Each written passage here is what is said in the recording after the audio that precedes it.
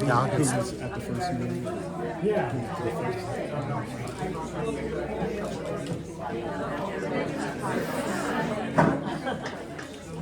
All right, everybody, we're going to get started. Oh, fabulous. You know what, I'm going to move this just so it's not blocking.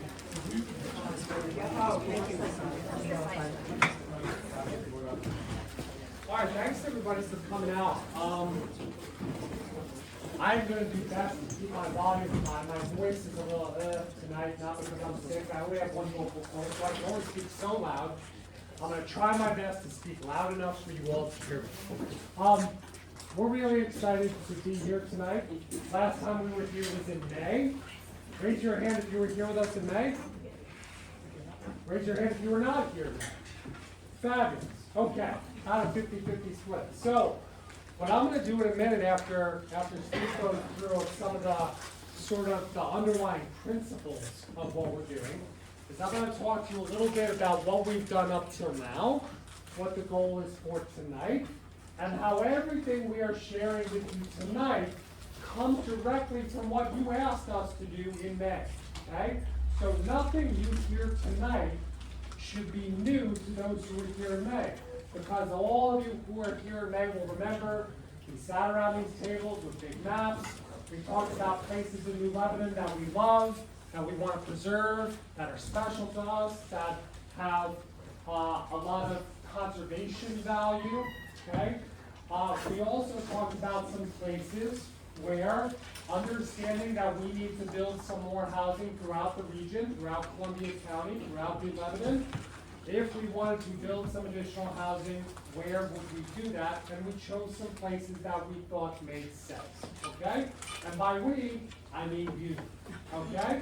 So everything you're gonna hear tonight are about places you told us you love and want to preserve, or places in the future that you might want to see some housing that's built at the right scale for New Lebanon, okay? Tishra, do you want to say anything before I get going too far? Sure.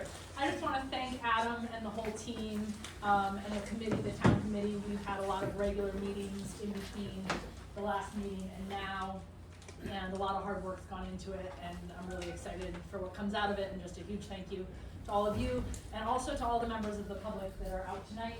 We're out last time. This is really important to get everyone's input and insight to then have this document to help guide our next comprehensive plan. So thank you all for being here. Thanks, Tishria. So I'm going to hand it over to Steve Rosenberg, who's the co-convener of something called the Hudson Valley Alliance for Housing and Conservation. This is a project that's coming out of the Alliance. We'll talk about who's helping with it. But before we get too far, I want to turn this over to Steve so he can talk to you a little bit about the principles behind the Hudson Valley Alliance for Housing and Conservation. Steve, take it away. Thank you, Adam. So I am the co-convener of this group, the Hudson Valley Alliance for Housing and Conservation. We have a couple of members here. It's basically 16 organizations, 8 nonprofit affordable housing organizations, and 8 conservation land trusts who decided that it might be worthwhile to come together to get to know one another, see if they could collaborate, because contrary to popular belief, conserving land and building affordable housing are actually very well aligned, and most people don't really understand that. So that's why the Alliance for Housing and Conservation is together. And the organizing principle is that healthy communities need both. We need preserved land that provides clean water and food and places for recreation and climate resiliency, and we need places where people can live. And if we do both right, there is room enough for both.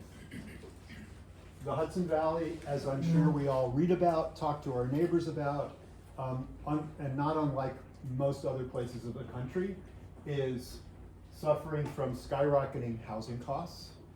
We're seeing scattered development across the landscape. It's no longer the sort of 800 unit development, cookie cutter subdivision. It's houses dotting the landscape here, there, and everywhere. And there's climate change that we have to grapple with, affecting different communities in different ways. If you're along, like Kingston, along the Hudson River, your sewage treatment plant and your restaurants and some homes are located very close and subject to storm surge and sea level rise. If you're in other places, you'll have intermittent flooding and other issues. So one of the challenges has been that when communities do a comprehensive plan, and this whole effort that we're doing is sort of to help prepare New Lebanon when you do an update to your comprehensive plan, that you will have thought about some of these things in advance. But typically what's done in a comprehensive plan is that the community will create a bunch of recommendations and strategies and priorities for housing over here. And then over here, they'll create a bunch of strategies and priorities for conservation.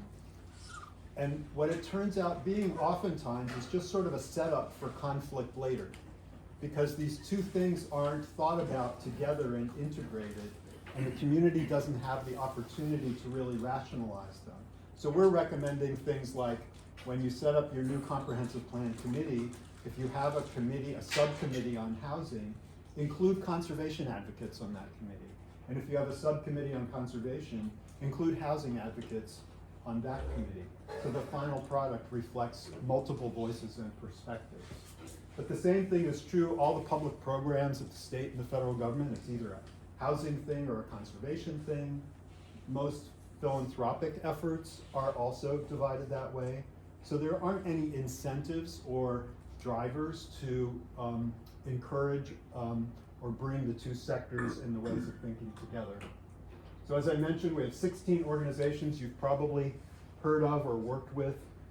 Some of them tonight here. Raise your hand. Marissa is here from the Columbia Land Conservancy in Trillium, Community Land Trust, Al Valencia from Columbia Green Habitat for Humanity, Chris Brown from Trillium.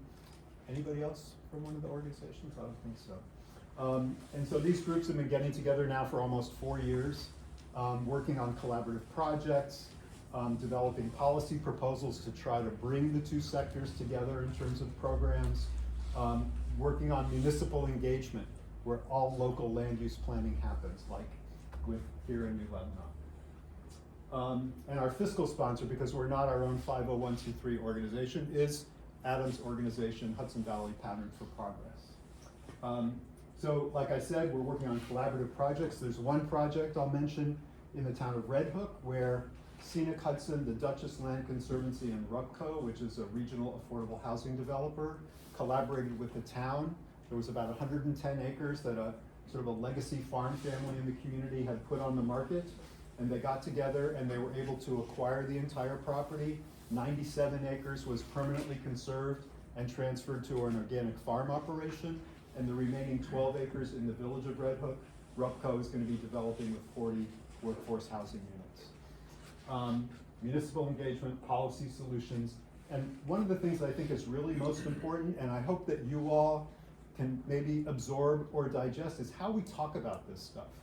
Because in so many communities in the Hudson Valley and everywhere, you know, if you care about the environment and there's a housing proposal, sort of before you even know anything about it, your knee-jerk reaction is, we got to stop that, we have to cut it back, we have to do something to make sure it doesn't impact in a negative way our community's character and our quality of life. And similarly, if you're a housing advocate and there's a piece of property that a land trust acquires or the town conserves, you go, but we really needed housing there. It's right next to the center of our community. Why is that being locked up forever from development? So we want to sort of get past that separation of the two and think about how we really can have both. So with that, I'm going to hand it over to Adam, because this project with New Lebanon, I'll just say, is sort of a pilot in working with communities to integrate these.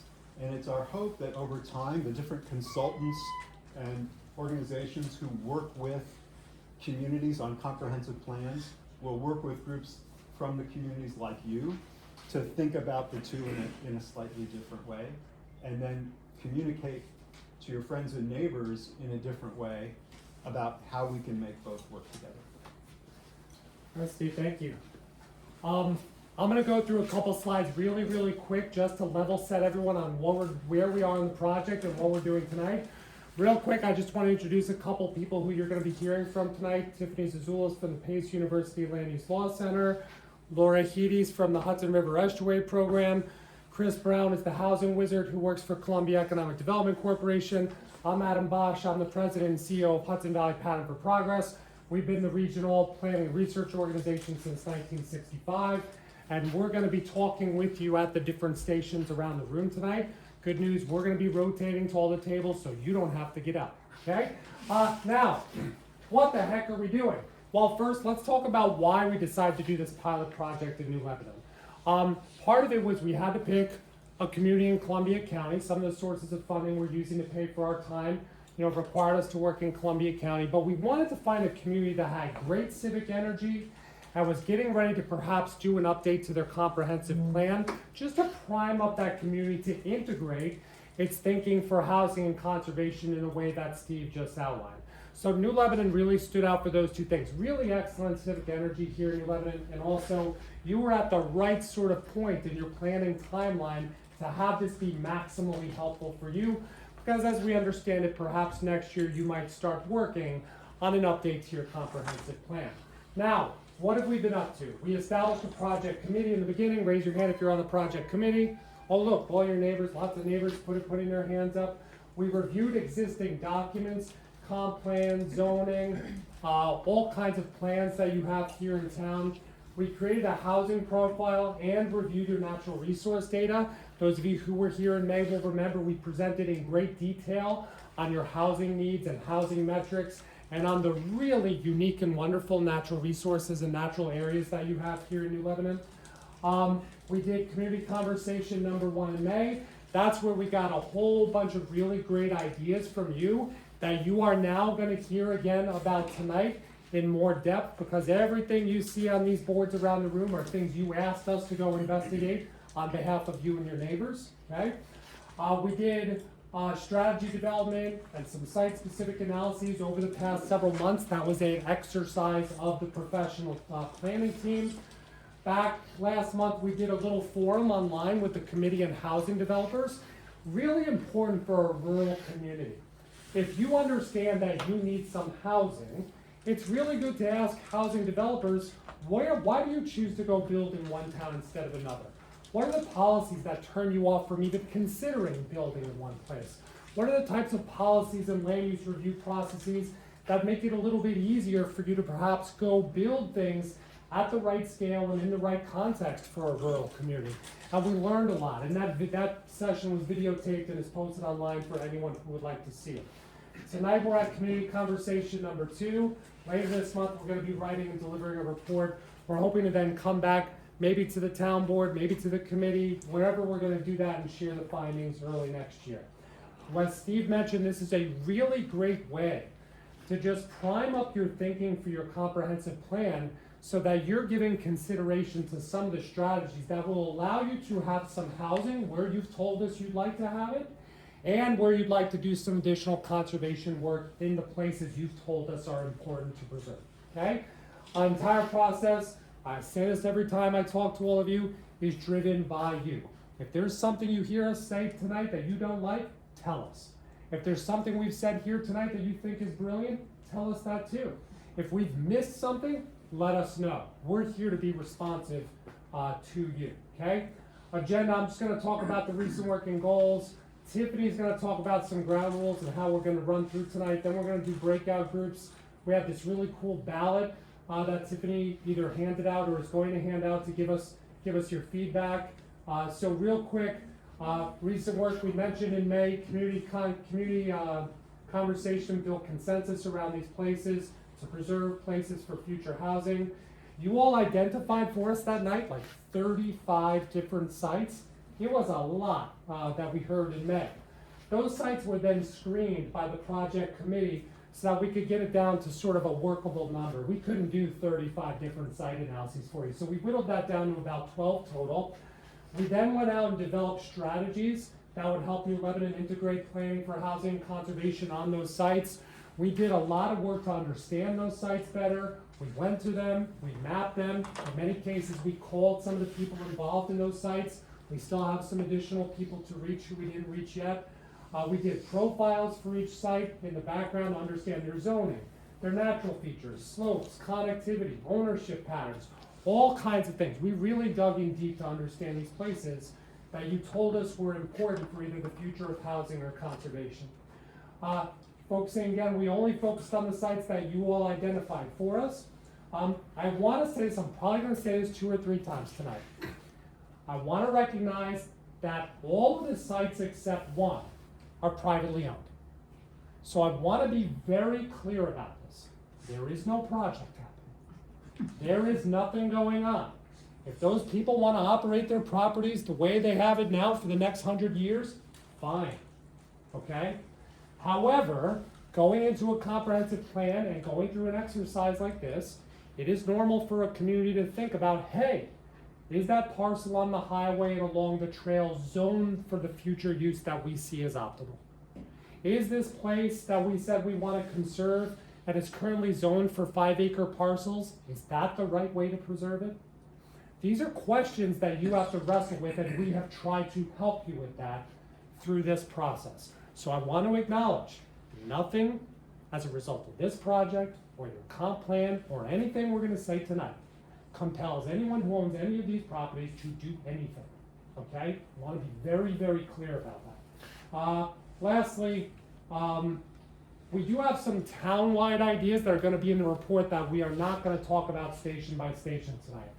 For example, when we talk about preservation, when we talk about housing, there is a tool that is held by very few communities across New York.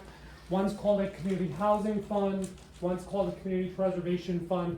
It's a real estate transfer tax on properties that sell over the median price that allows towns to build up some dollars that they can then go spend on the development of housing or the conservation of lands that they've identified as critical for protection.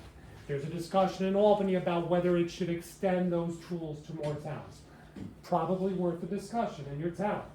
We saw through our mapping that you have real constraints in the developed part of your town because you're essentially bookended by wetlands, right through your built corridor.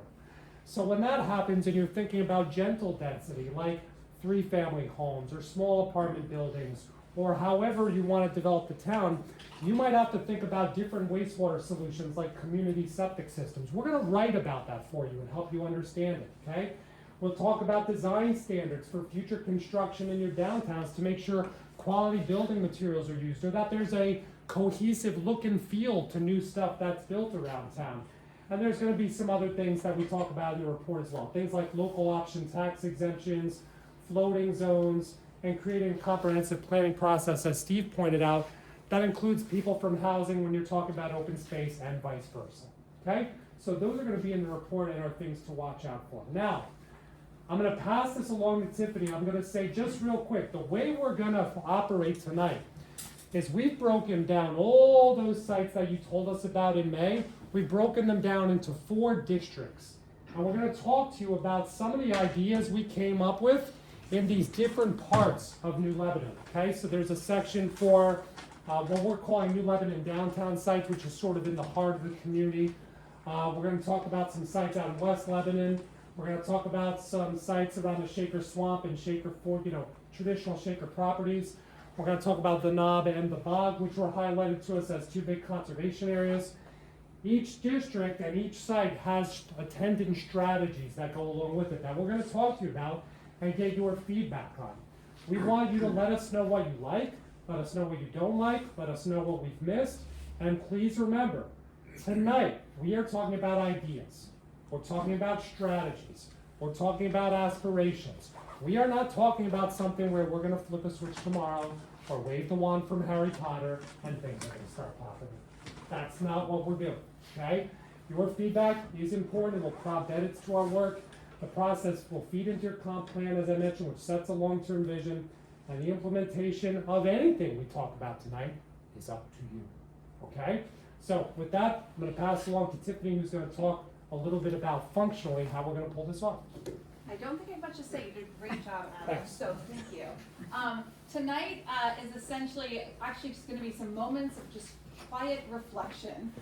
So as much as you saw in meeting one, all of us standing around a table with dots and maps and us writing on boards, we want to capture really some of your most, I guess, internal thoughts regarding some of the concepts that we're going to be talking about today. So I'm going to pass these out in a minute. I didn't pass them out ahead of time because I didn't want you to cheat. But you're going to grab, each person's going to get a sheet, a packet of paper. It's your personal worksheet. And what you're going to do, whether you want to put your name on it or not, it doesn't matter to us. But all 4 sites are identified in your packet, or all 4 concepts are sort of identified in your packet. And we are going to, each of us, basically move around the room every 15 to 20 minutes. And your presenter in that space is going to describe to you a little bit more about the strategies, as Adam was talking about, the Knob and the Bog, West Lebanon, New Lebanon downtown, or the Shaker Swamp and properties near it. And so each of us are going to sort of facilitate a little bit about those ideas, the concepts, the things that sort of percolated from that first meeting and the strategies that we came up in relationship to them.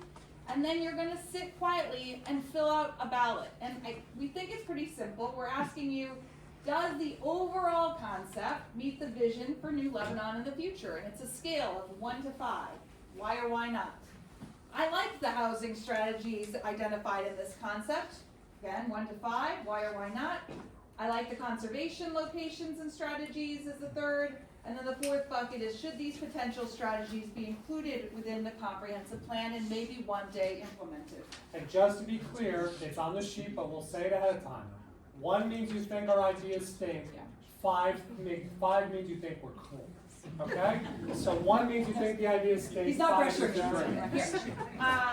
And then there's 3 other questions below. So if you want to add more information, we'd like to know if there was a strategy that stood out. What number was that? Which one was it? Because that does help within our report.